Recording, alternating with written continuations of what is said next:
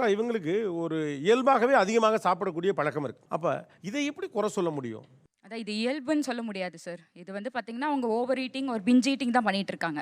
ஆ. So இத வந்து நம்ம கரெக்ட் பண்ணணும். சரிங்களா? ஸோ அது நம்ம இப்போ உடனடியா வந்து அப்படி அவங்கனால அப்படி கம்மி பண்ண முடியாது.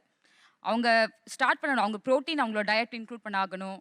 நெறைய கிரீன் லீஃபி வெஜிடபிள்ஸ்லாம் எடுக்கும்போது தான், அவங்களுக்கு வந்து நெக்ஸ்ட் டைம் போம்போது அவ்வளோ பசி வந்து இருக்காது. ஆக்சுவலாக இது உங்களுடைய இயல்பே இல்லைங்கிறாங்க. நீங்களா தான் நிறைய சாப்பிட்டு பழகிக்கிறீங்க அப்படிங்கிறாங்க. இல்ல அப்படி இல்ல சார். இப்போ நம்ம வந்து ஒரு நாளைக்கு 9 ஹவர்ஸ் ஒர்க் பண்றோம். ஆ. இப்போ 6 to 3 நான் ஒர்க் பண்றேன்னு வச்சுக்கோங்களேன். ஒரு 7 o'clock வந்து டீ குடிக்கணும்னு தோணும். அதுக்கப்புறம் 8:30க்கு வந்து பார்த்தீங்கன்னா டின்னர் போகணும்னு தோணும். அதுக்கப்புறம் ஒரு 12 o'clock இந்த 8:30 to 12ன்றது ஒரு 3.5 hours கேப். அப்பதான் ஒரு ஸ்நாக்ஸ் நம்ம எடுப்போம். அதுக்கப்புறம் அந்த 1 to 4 o'clock வரைக்கும் ஒரு இது இருக்கும் பிரேக். ஸோ 4 o'clock தான் நம்ம வீட்டுக்கு வந்து தூங்குறோம்.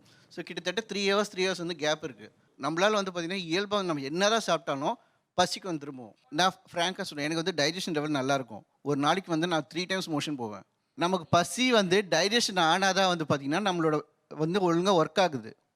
புரியுதுங்களா? ஸோ ஆப்வியஸ்லி நமக்கு என்ன தோணும், நான் வந்து பார்த்திங்கன்னா தண்ணி குடிக்கிறேன் பார்த்தீங்களா, நான் வந்து பாட்டிலில் குடிக்க மாட்டேன், ஜக்கில் குடிப்பேன். ஒரு நாளைக்கு 10 லிட்டர் 10 வந்து ஜக்கு நான் குடிப்பேன் நான் தண்ணி. அப்படி குடிச்சோம் வந்து பார்த்தீங்கன்னா என்னோட தாகம் வந்து அடங்கலை. ஒரு ஜக்குன்னா எவ்வளோங்க? அதான் ஒரு 1/2 லிட்டர்னு கூட வச்சுக்கலாம். 5-6 லிட்டர் குடிப்பாரு. சரி, 5 லிட்டர்னே லிட்டர் வச்சுக்கோங்க. அப்போ 5 லிட்டரு 5 லிட்டர் குடிக்க முடியாது சார். உங்களுக்கு வந்து நீங்கள் வந்து பார்த்தீங்கன்னா உங்களுக்கு சாப்பாடு அடங்கலை. சாப்பாடு எவ்வளோ சாப்பிட்டாலும் பசி எடுத்துக்கிட்டே இருக்குது. தண்ணி அதிகமாக எடுத்துட்டு இருக்குன்னா இதுக்கு பேர் பாலிபேஜியா பாலிடிப்சியா, இதுதான் இதுக்கு பேர். இப்போ வந்து டயபெட்டிஸ் வருவதற்கு வாய்ப்பு இருக்குது. ஏன்னா அதிக பசி அதிக தண்ணி தாகம் லீட்ஸ் டு டயபெட்டிஸ். இப்போ எனக்கு இன்னொன்று புரியுது. ஜென்ரலாக நம்ம வேறு பார்த்தா ஒரு வார்த்தை உண்டு, பசித்து புசி அப்படின்னு சொல்லுவாங்க. பசிக்குது சாப்பிட்றேன், இது ஒரு நார்மல் ரொட்டீனு. அப்போ பசி நம்மளை ஏமாத்துமா? இல்லை, பசியெல்லாம் ஏமாத்துறது இல்லைங்க. பசித்து புசிங்கிறது கரெக்டு. ஆ. ஆனால் நார்மலாகவே ஒருத்தருக்கு வந்து ஒரு 3 முறை இல்லைன்னா மேக்ஸிமம் 4 முறை தான் பசி வரணும். ஆ.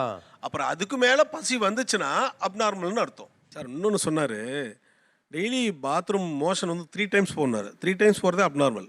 மேக்ஸிமம் 1 time தான் மேக்ஸிமம், இல்லைன்னா 2 times ஓகே. பட் 3 timesங்கிறது வந்து அது வந்து ஓவர் ஆக்டிவிட்டி. இங்கே அப்பிடைட் குறைக்க இது டிபெண்ட்ஸ். இப்போ எனக்கு குறைக்க வேணாம், நான் இப்படி தான் இருக்க போகிறேன், நீங்கள் முடிவு பண்ணிட்டீங்கன்னா அப்படி தான் இருக்க போகிறீங்க. எதுவும் பண்ண போகிறது கிடையாது, நான் சொல்லியும் பிரயோஜனம் கிடையாது. பட் இதுவே இல்லை, நான் கம்மியாக சாப்பிடணும், நான் ஹெல்த்தியாக இருக்கணும்னு எதிர்பார்க்குறேன் அப்படின்னு நினச்சிங்கன்னா நீங்கள் கம்மியாக சாப்பிட உங்கள் அப்பிடைட் ஆட்டோமேட்டிக்காக கம்மியாக ஆரம்பிச்சிடும். So it depends on whether you want to do it or not. உங்களுக்கு அப்போ ட்ரெயின் பண்ணால் கொஞ்சம் சாப்பிட்டாலே பசி அடங்குற நிலைமை வரும். வரும் ஆ, ஓகே. கண்டிப்பாக யா. வரும்.